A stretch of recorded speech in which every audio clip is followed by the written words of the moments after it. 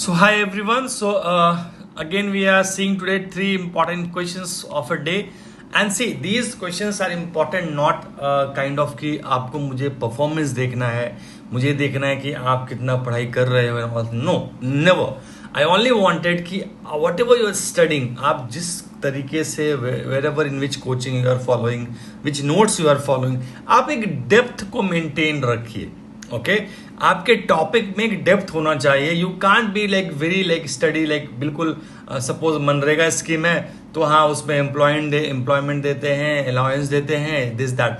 गो into depth में जाइए, study कीजिए, बिकॉज अब जो क्वेश्चंस आएंगे it's not going to be easy at all. So if you see the first question for today is the Food and Agriculture Organization. You see here, it is a specialized agency of the United Nations that leads international efforts to defeat the hunger. Okay.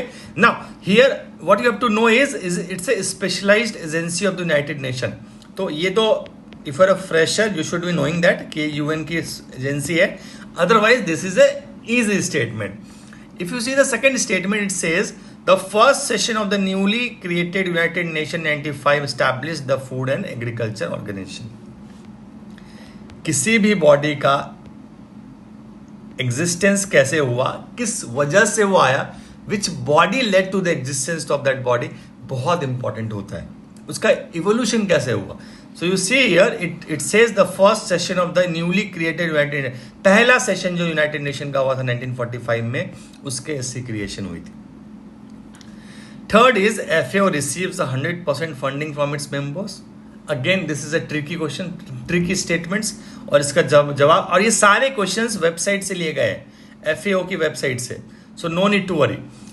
India is one of its founding member of the FAO. तो ये भी आसान नहीं है, बिल्कुल नहीं है, except first statement. If you see, if you are a fresher, इसमें से कुछ भी मुझे आसान नहीं लगा, राइट, एंड आपको भी नहीं लगा होगा एक्सेप्ट फर्स्ट स्टेटमेंट अगर आप फ्रेशर हो. तो आप देख लीजिए इसका आंसर क्या है. If you see to the answer to this question, the answer to this question is D. All four are correct statement. Okay, so now we will see exactly the explanation. देखिए explanation कहां से मैं लिया हूं. If you see the explanation here, you see here the food and agriculture organization is a specialized agency of United Nation. पहला statement सही है. Now how the FAO is born, you see here. In Quebec City, Canada, the first session of the newly created United Nations established the Food and Agriculture Organization as a specialized UN agency. Washington DC is designed as a temporary FAO headquarters. So you see here, it's from the website. UN का पहला session जो हुआ, it led to the creation of FAO. FAO received 100% funding from its member countries and India is one of the founding member of FAO. देख लीजिए 1945 में ही became the member of the FAO. ठीक है, तो ये पता चल गई आपको. दिस वाज इंपॉर्टेंट, ये जानना बहुत जरूरी था FAO के बारे में. थोड़ा डेप्थ में हमने पढ़ाई करी है, और भी डेप्थ क्रिएट कर सकते हैं लिंक करके. FAO किस बॉडी से लिंक है, FAO कौन से ग्लोबली फंडिंग से इन्वॉल्व है, कितनी स्कीम्स अलायंस चला रहा है FAO. So all this things will come into the picture when you solve my entire questions. 2025 को पूरा फॉलो करना, don't miss anything. That's what I want to से.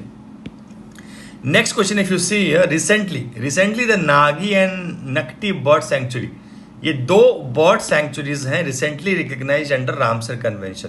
तो कभी भी कोई भी अगर बॉडी रिकग्नाइज्ड होती है कन्वेंशन में, okay, the first thing you should know कि एग्जैक्टली कितने नंबर ऑफ बॉडीज हो चुके हैं. ये बहुत जानना जरूरी है, because in the statement the question will come in the prelims examination. Till now 50 Ramsar sites has been recognized under convention. एक आराम से आएगा ये स्टेटमेंट, और फिर आप बोलोगे कि आ रहा है, आपको नहीं आ रहा है, and then the things will like क्यों नहीं आ रहा है, राइट. सो ये चीज जानना बहुत जरूरी है, इसका थोड़ा सा ध्यान रखोगे, है ना. तो रामसर कन्वेंशन के अंदर क्या चीज आ रही है, क्या चीज नहीं आ रही है, ये चीज देख लेते हैं. And now both sanctuaries are located in Bihar, पहला स्टेटमेंट है. Both are the human made wetlands, ठीक है. And third is Nagi sanctuary is recognized as an important bird and biodiversity area by wildlife international, है ना.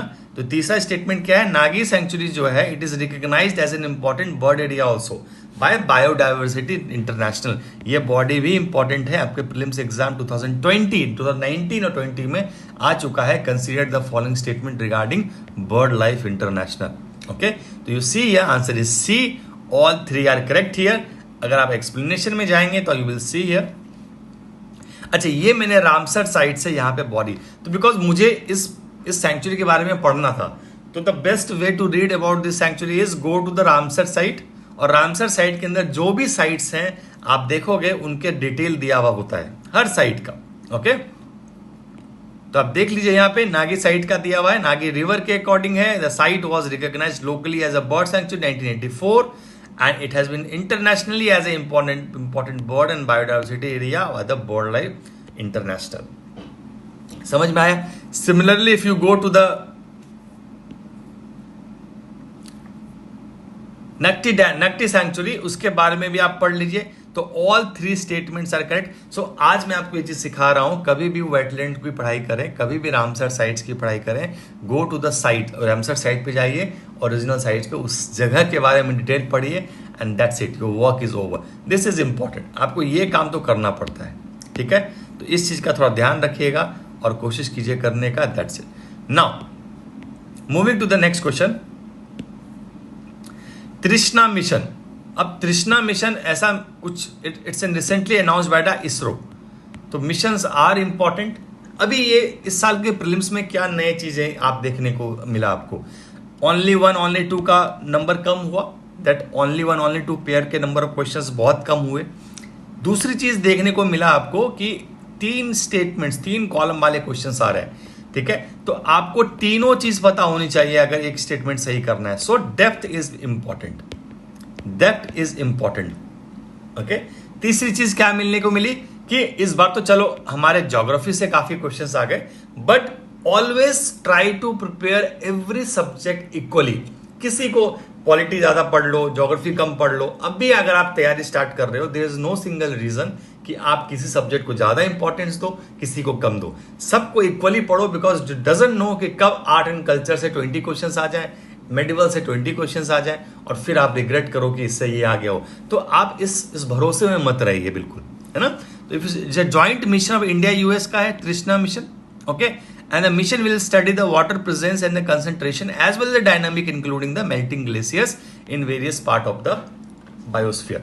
तो अगर आप इसका आंसर देखेंगे, yes it is Indo French, not Indo US. Okay, ये इंडो यूएस दिया यहां पे, so it's Indo French, this is important. इस चीज का थोड़ा सा आपको ध्यान रखना है, rest the things are not that difficult. Okay,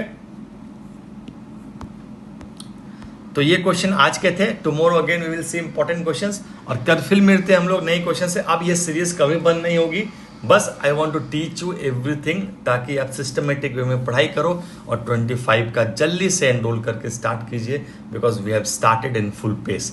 thank you so much, we will see tomorrow.